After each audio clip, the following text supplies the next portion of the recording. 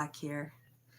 Um, so I just finished a live stream, and to my horror, when I went to start sharing it, discovered that I accidentally deleted it. So we're gonna go ahead and do the whole thing over again.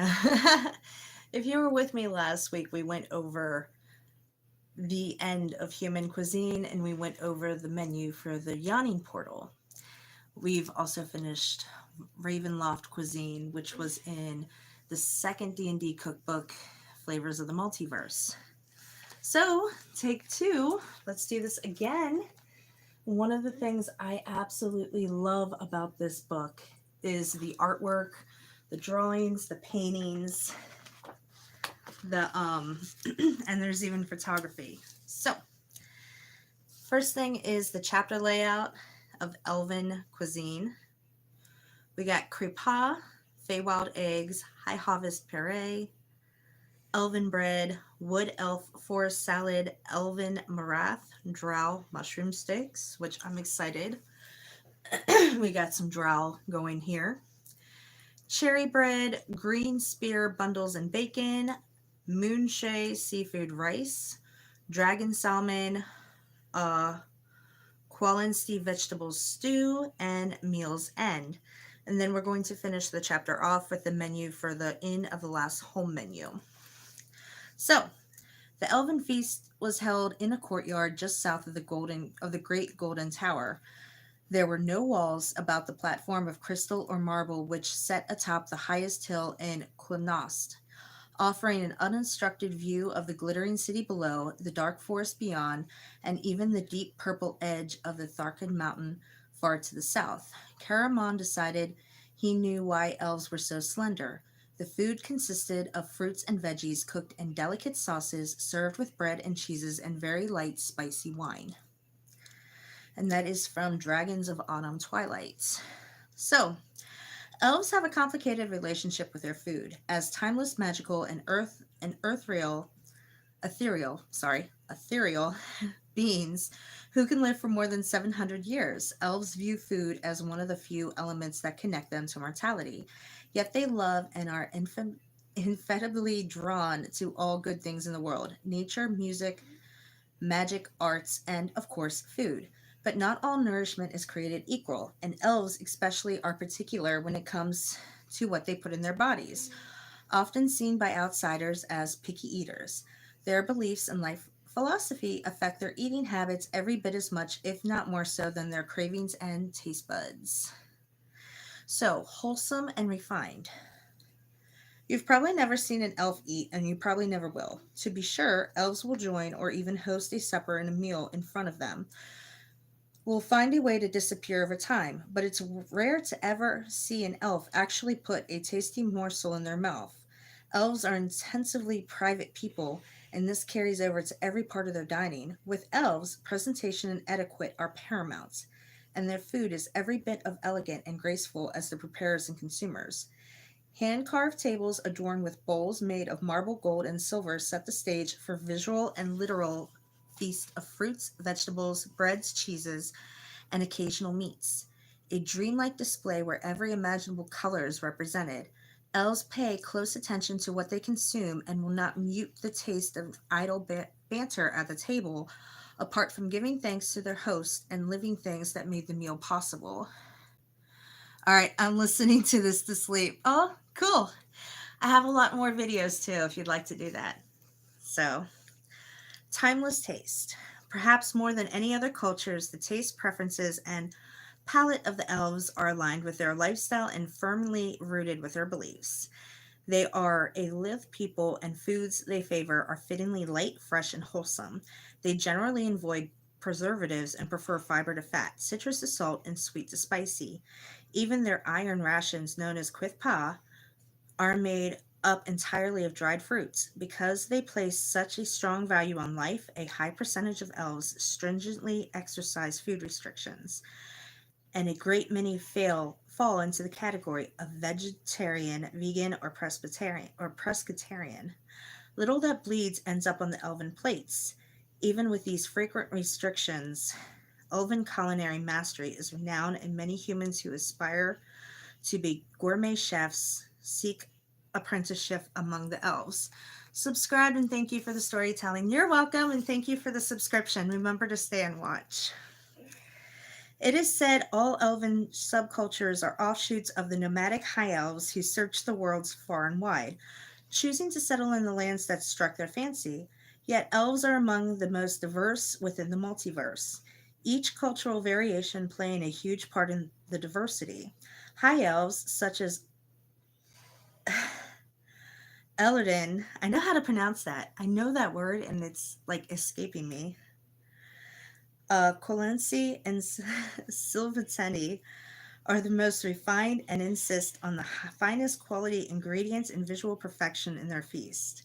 Because these communities are typically isolated and prosperous, they can afford to be choosier with their diets, even introducing complex yet wholesome sauces and garnishments to their dishes. High elves tend to align their diets most closely to their values and prefer fruits, vegetables, and grains to meat and poultry. By contrast, wood elves and often wanderers and adventurers and consequently more disposed excuse me to hunting and foraging. These elves necessarily exhibit more flexibility in their diets, ranging from nuts and berries to wild game such as venison, turkey, and rabbit, and fish including salmon and trout. Wood elves also favor consuming whole foods and relish individual ingredients from the land rather than blending different flavors. While most differences between elves are somewhat superficial, regulated to simple variations in dress, dwellings, culture, or beliefs, there are two notable exceptions that could almost be categorized as separate groups entirely: half elves and drow. While half elves are technically uncommon, their palate is an effectively a blend of human and elven sensibilities. Their environment in which half elves are raised and reside ultimately determines where they fall on the culinary scale, but they typically build their diets with an elven base and venture into human accents and preparation techniques. Surface dwelling elves and drow of the Underdark are as different as night and day, especially when it comes to their palates. However, one thing they share in common is a penchant for locally sourced, fresh, and sometimes alive, in the case of drow, ingredients. But unlike the forest of their cousins, the drow's Underdark is a veritable cornucopia of briny, sour, earthy, bitter, and tangy ingredients, from roots to worms and lurkers and fungi. Due to the low supply of salt in the Underdark, vinegars and acids flavor many dishes of the drow, who have the most affinity for meats and fish as they produce, which for them is consists mostly of fungi and tubers. Tubers, potatoes! Culinary exploration and adventure. Like most cultures in the multiverse, elves prefer to use ingredients sourced from their immediate environments. Elves are primarily gatherers and farmers, although thanks to their ready access to magic, they cultivate food for the substance without having to clear or plow lands. Some secret ingredients used in the highest elven cuisine are themselves transmuted through sorcery from mundane plant products and spices such as paprika. The elves that hunt do so thoughtfully, carefully, not to disrupt their delicate balance of nature. Hey, lovely reading. Hey, you're back. Yes, I am. I went to start working on the video I just uploaded and accidentally deleted it. So I said, you know what? I'm just going to do it all over and hope for the best. So I apologize. So, culinary exploration and adventure.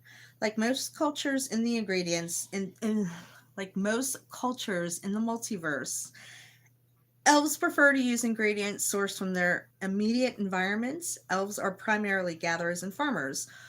Al- Although, thanks to their ready access to magic, they cultivate food for substance without having to clear or plow lands.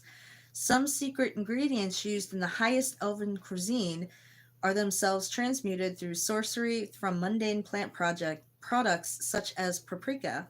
The elves hunt the elves that hunt do so thoughtfully, careful not to disrupt the delicate balance of nature. I literally just read the same paragraph twice. I am tired. I usually don't back to back record videos because I delete them. I usually realize later that I accidentally deleted it and then go from there. But here we are. With regards to beverages, elves largely subsist on sparkling waters from mountain springs, but they are also known to enjoy spirits, wines, preferably fey wine, to all other concoctions. This ancient nectar, crafted from flowers, juice, and honey, and imbued with secret ingredient, one that remains a mystery to humans, dwarves, and even most elves, is a drink of choice as the majority of elven festivals providing euphoric effects that can last for days or even weeks.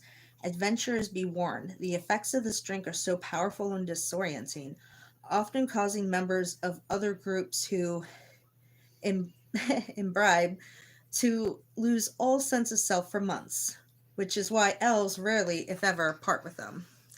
So, the next recipe, Creepath, will be next week, and it looks like dried fruit with coconut rolled into balls, which I'm excited because it has apricots, which I've discovered that I love. So we got the elven bread. That looks fun. That will be coming up. Wood elf forest salad. Not sure about having salad with flowers in it. That might be fun.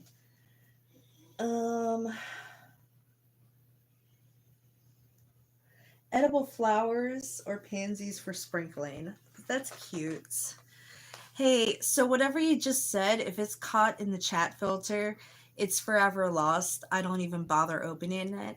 And the chat filter can be a little fickle, so if you're telling me how sexy I am, choose your words wisely, otherwise it gets caught.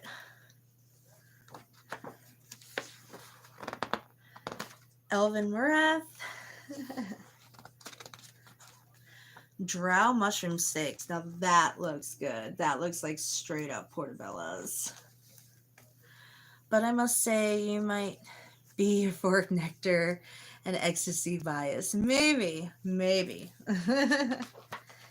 So cherry bread. I don't know how that looks. I'm not really a bread person, but we will try to make it. And then from there we got green spear bundles and bacon, which looks like asparagus wrapped in bacon. And then Moonshay seafood rice, which will probably end up being chicken, because I do not do seafood.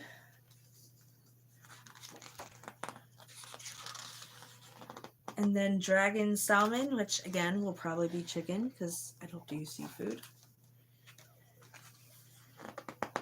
And the quinletta vegetable stew. It almost looks like ratatouille.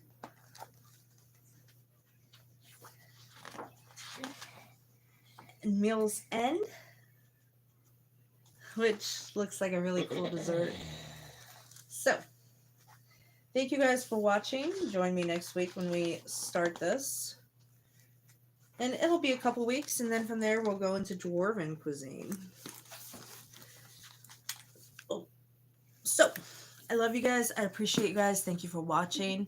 Remember to like, share, and subscribe. I am almost monetized. Just need that watch time. So, guys, remember, watch and share this content. It's so appreciated. If you want to support my content in greater ways, remember my PayPal and Cashapp are both EmberBurnsBlack, and I have a Amazon link in the description to my wish list where you can send me things directly, and I will start blogging eventually. I've been lazy, and I apologize. But anyway, love you guys. I will try not to delete this video. Fingers crossed, because I'm kicking myself. Anyway, bye. Are you sure you want to stop?